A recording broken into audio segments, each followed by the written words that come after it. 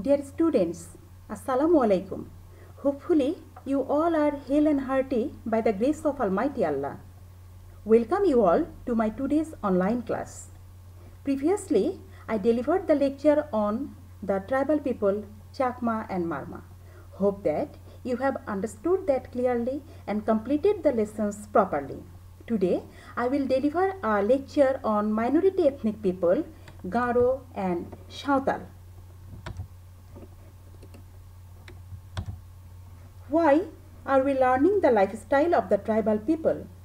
Actually, the people of Bangladesh came into contact with different cultures and have received different aspects of those cultures. The exchange of the elements of one culture with another creates cultural blending, which forms a basis of intercultural relationship among the people. So, we are learning the different types of tribal people's lifestyle. So, let's start our today's class. Today, I am going to present the lifestyle of Garo and Shautal. General features of the Garo.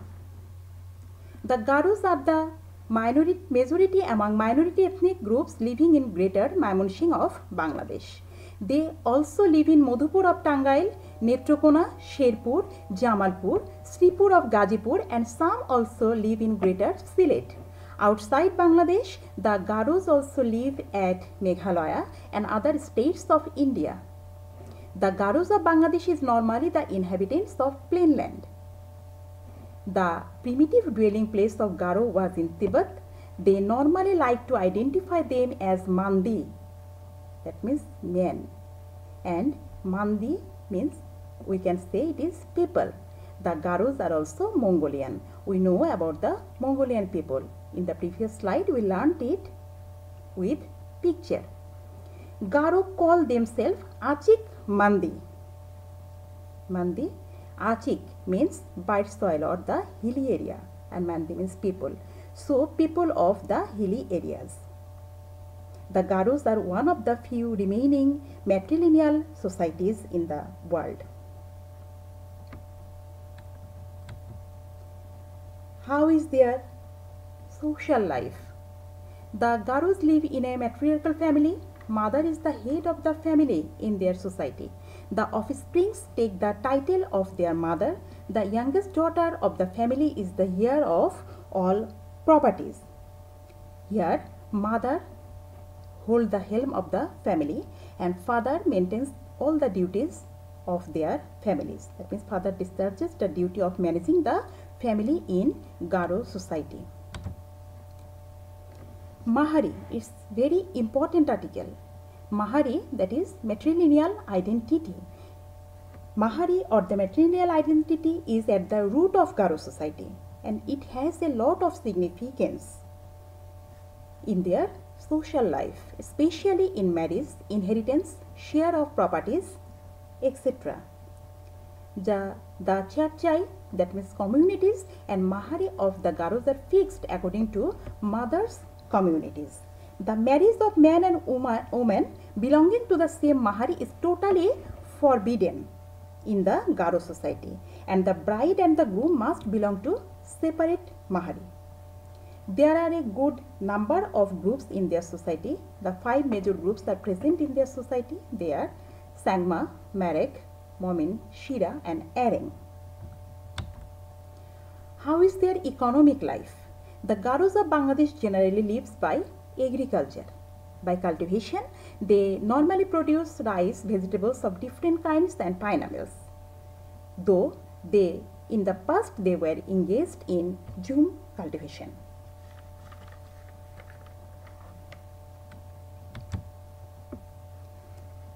Now we will know how is their religious life. The name of primitive religion of Garo was Shangsherek. The name of their chief god was Tatara Rebuga. The Garos used to worship Saljang, that means sun, Chuchimi, that means moon, Guera, thunder, man, land. Though at present, majority of the Garos have become the followers of Christian religion. As most of the Garo people are Catholic Christians, the 2 major festivals of them are Christmas and Easter Sunday.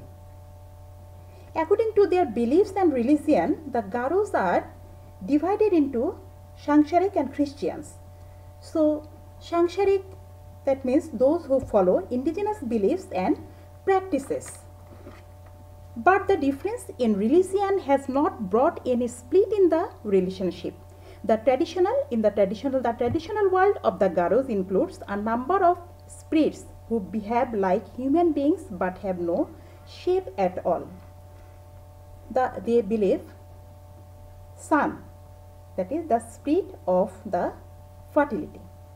Guera, the spirit of strength and the thunderbolt. Chuchimi, the spirit of wealth. The popular traditional Garo religion is animistic in nature, but the Garos believe in a supreme god. The Garo believe in a supreme god, that is Tatara Rebuga. They believe that God is believed to have created all living beings on earth and completed his work within 8 days, and on the 9th day he rested. How is the cultural life of Garo? The Garos are fond of merriment. Most Garo festivals are based on the agricultural cycle of crops. The name of the dress prepared by Garo women is Dhakmanda and Dhakshari. This is Dhakmanda and Dhakshari. The name of the traditional dress of the male is Gando. The bottom part of the little bamboo is one of their favorite food. It is known as mewa. Bottom part of the little bamboo, their favorite food, and by boiling and cutting they use these types of bottom part of little bamboo to prepare different types of food. Besides, they like to eat cake wrapped in banana leaf, and also mera pitha, teler pitha, they are very fond to have that. The greatest festival is Oingala. Oingala is the biggest celebration of the tribe, happening in the month of October or November every year. It is the Thanksgiving after harvesting in the honor of the god Saljang, that means sun, who is the provider of nature's bounties. And Oingala is also known as 100 Drums Festival. The climax of the celebrations is the colorful Oingala dance, in which men and women take part in their best traditional attires. Lines are formed by males and females separately and dance to the rhythmic beat of drums and blowing of horns by the males. The language of Bangladeshi Garo is Achikushi. The Garo language is related to Tibeto-Burmese language, and the Garos build their houses with tree, bamboo and straw. Now I am going to start the lifestyle of Shantal. The Shantals are one of the oldest tribal populations in Bangladesh. They are largely concentrated in the districts of Rajshahi, Rangpur, Dinajpur. Roughly, we can say that there are approximately 1,50,000 Shantal people live in Bangladesh. Shantal live, general features of Shantal. Shantals live in the districts of Rajshahi, Rangpur, Dinajpur and Bogura. A good number of Shantals live in our neighboring Indian state of West Bengal. Anthropologically, the Shantals belong to the Australoid people. The color of their body is black. They are of medium height, and their hair is black and a little bit curled. How is their social life? The Shantal family is patriarchal. The main pillar of Shantal society is village panchayat, who maintain the peace and discipline of their society. Economic life. Agriculture is the main livelihood of the Shantal. They work mainly as agriculture workers in Rajshahi, Dinajpur and Rangpur districts. They also prepare different types of mat, broom with bamboo cane and shal leaf.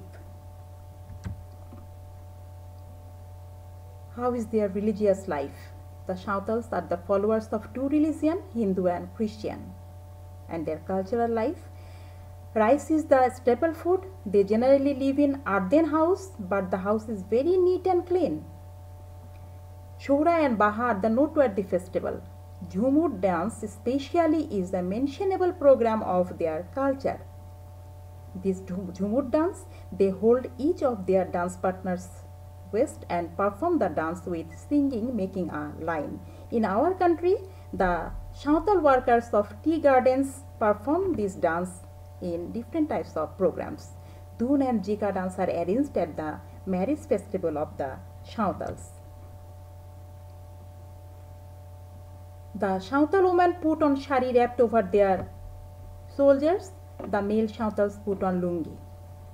The girls use ornaments made of either bronze or nickel in their hand and neck. Both men and women enjoy adorning themselves with ornaments. And the percentage of educated people in the Santal society is very poor. The important part of these tribal people is that on 30th June 1855 AD, two Santal rebel leaders, Sidhu and Kanu, mobilized 10,000 Santals and declared a rebellion against British colonists. The Santal revolt happened in 1855 AD is a significant historic incident of the subcontinent. The pioneer of this revolt are two brothers, Sidhu and Kanu. The Santals worship them as heroes.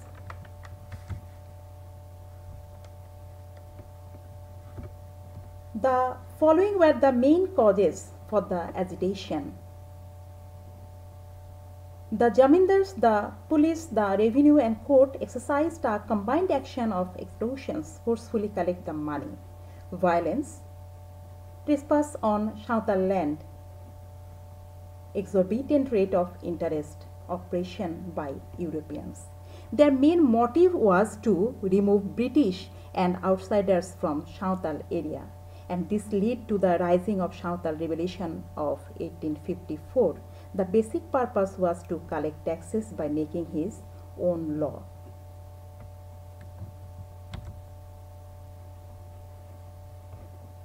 Today, up to this. Thank you all.